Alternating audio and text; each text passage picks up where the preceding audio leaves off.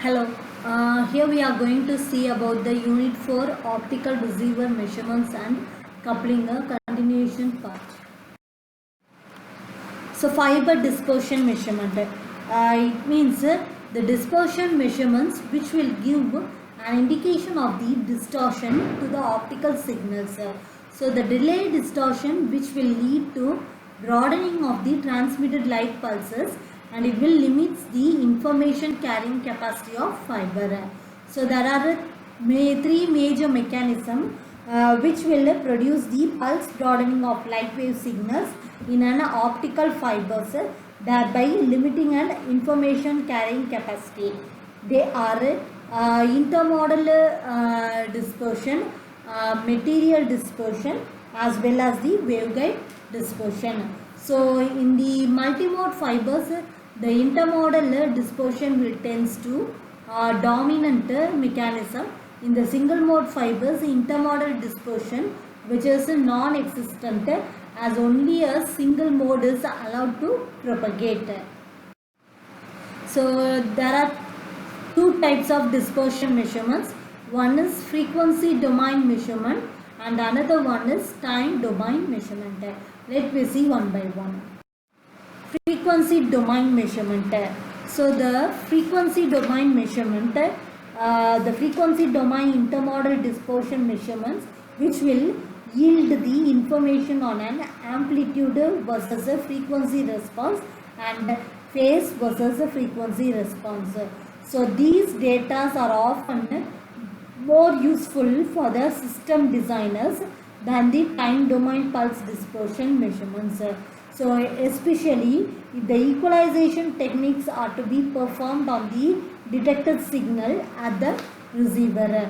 So the dispersion measurements can be made by sinusoidally modulating the narrowband continuous wave light signal above the fixed level. So the baseband frequency response is then found from the ratio of sine wave amplitudes at the beginning and the end of the fiber. So this will send to the avalanche photodiode and it will passes to the spectrum analyzer. So the experiment setup for making the fiber dispersion measurements in the frequency domain using the pulse laser source. So the frequency domain measurement is preferred method for obtaining the baseband frequency and bandwidth of the multimode optical fibers. So the sampling oscilloscope is replaced by spectrum analyzer, which take the Fourier transform of pulse in the time domain and hence displays frequency components. So the optical signal is coupled through the mode scrambler and to the test fiber. At the exit end of the fiber, the photodetector which will measures the P out of F, the output power as a function of modulation frequency. So as the modulation frequency is increased, the optical power level at the fiber output will eventually start to decrease. So the fiber bandwidth is defined as lowest frequency at which the H of F has been reduced to 0.5. Next one is swept frequency measurement method.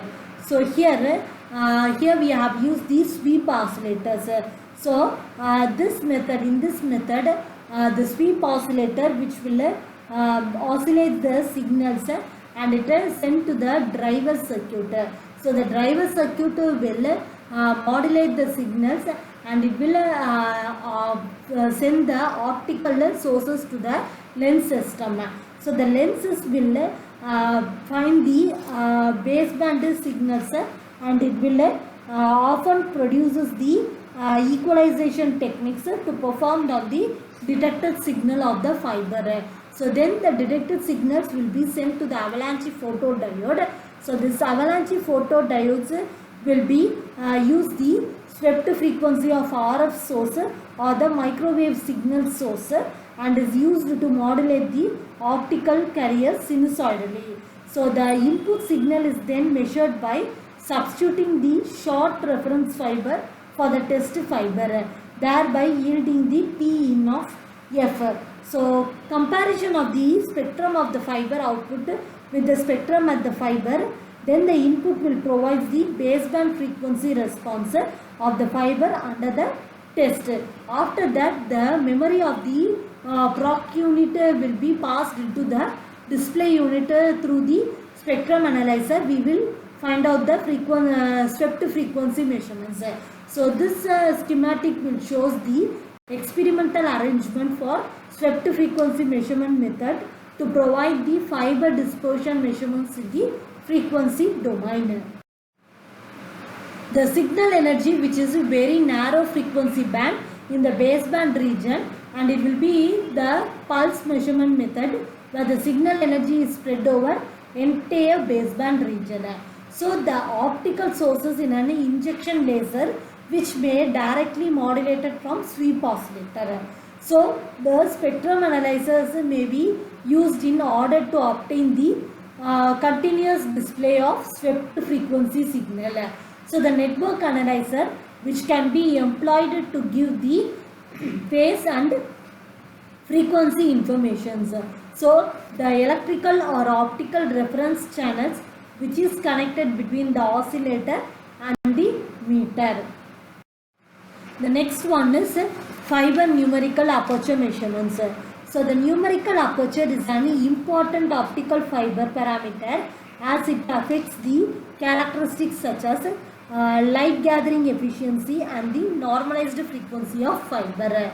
So this in turn dictates the number of modes propagating within the fiber, which has a consequent effects on both the fiber dispersion and possibly the fiber attenuation.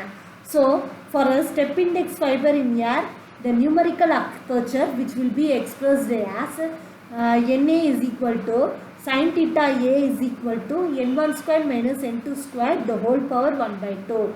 Here theta A is the maximum acceptance angle, n1 is the core refractive index, n2 is the cladding refractive index.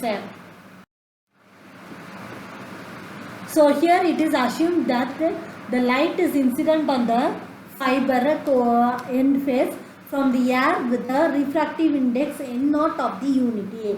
So the numerical aperture thus defined represents only the local numerical aperture of the fiber on its core axis.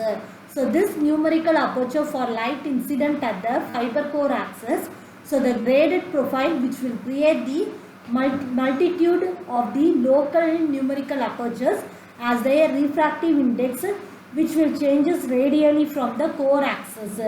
For the general case of a graded index fiber, these local numerical apertures, that is Na of r at the different radial distances r from the core axis is expressed as Na of r is equal to sin theta A of r, that is equal to n1 squared of r minus n2 squared the whole power 1 by 2. The calculations of the numerical aperture from the refractive index data are likely to be less accurate for the graded index fibers than for the step index fibers. So it will complete the refractive index profile, and it is considered to be the numerical aperture calculations of the refractive index data. So however, if the refractive index data is available on either fiber type from the measurements which will be described in the numerical aperture, it may be determined by calculations. So alternatively, a simple commonly used technique for determination of a fiber numerical aperture is involves a measurement of far field radiation pattern from the fiber. So this measurement may be performed by directly measuring the far field angle from the fiber using the rotating stage, or by calculating the far field angle using the trigonometric method. So there are two common used techniques. One is measurement of the far field radiation pattern from fiber, and the next one is trigonometric fiber numerical aperture measurement. So first one is measurement of the fiber numerical aperture using the rotating stage. So this method, which will involves the direct measurement of far field angle from the fiber using a rotating stage. So here 2 mm length of a graded index fiber has its smooth faces prepared in order to ensure the square smooth terminations. So this will be fiber output end and is in the position on the rotating stages. So the end of the face of the fiber is parallel to the plane and of the proto detector input, and it is output is perpendicular to the axis of rotation. So the light of the wavelength of 0.85 micrometer is launched into the fiber at all the possible angles using the optical system, which is similar to that used in the spot attenuation measurements. So the photo detector, which may be either a small area device or apertured large area device, which is placed in a 10 to 20 centimeter from the fiber, and it is positioned in order to obtain the maximum signal with no rotation, that is 0 degree. Hence, when the rotating stage is disk is turned, the far field pattern may be recorded. So the output power is monitored and it is plotted as a function of angle. So the maximum acceptance angle being recorded when the power drops to 5% of the maximum intensity. So the numerical aperture of the fiber can be calculated from the acceptance angle using the expression L. The next one is fiber cutoff wavelength measurements. So a multimode fiber has many cutoff wavelengths because number of the bound propagating modes is usually large. For example, the cutoff wavelength of the LLM mode is maximum wavelength for which the mode is guided by fiber. So considering a parabolic refractive index graded fiber, following the equation of the number of guided modes mg is equal to pi a by lambda the whole squared into n1 squared minus n2 squared. So here the cutoff wavelength in LP11 that is longest cutoff wavelength that makes the single moded fiber when the fiber diameter is reduced to 8 or 9 micrometer. Where here A is the core radius and N1 and N2 are the core peak and cladding indices respectively. So the cutoff wavelength is the shortest wavelength which will exhibit the single mode operation in an important parameter to measure. So because of the large attenuation of LP11 mode near the cutoff, the parameter which is experimentally determined is called the effective cutoff wavelength. So which is always smaller than the theoretical cutoff wavelength by as much as 100 to 200 nanometer. So this will be find out that the smaller transmitted power will be measured, which corresponds to the fundamental mode power.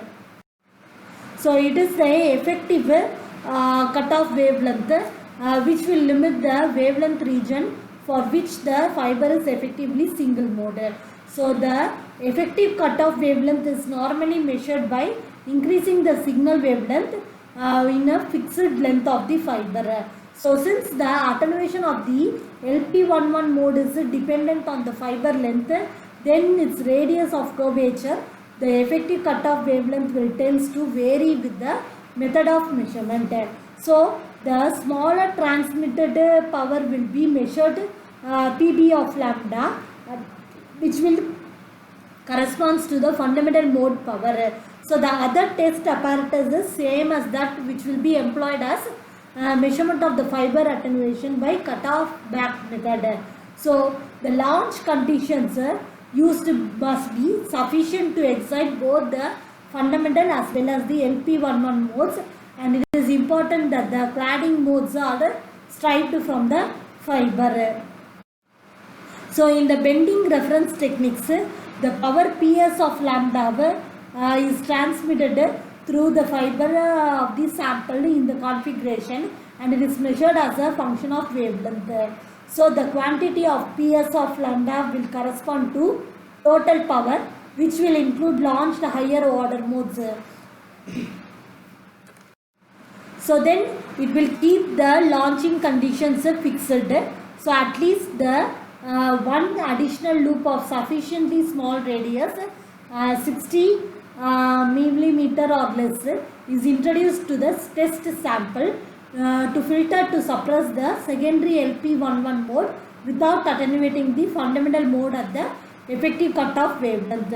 So the bend attenuation A PB of lambda which comprises the level difference between the total power and the fundamental power, and it is calculated as AB of lambda is equal to 10 log of base 10 PS of lambda divided by PB of lambda. So this will be the bend attenuation, which will comprise the level difference between the total power and fundamental power calculated. Thank you.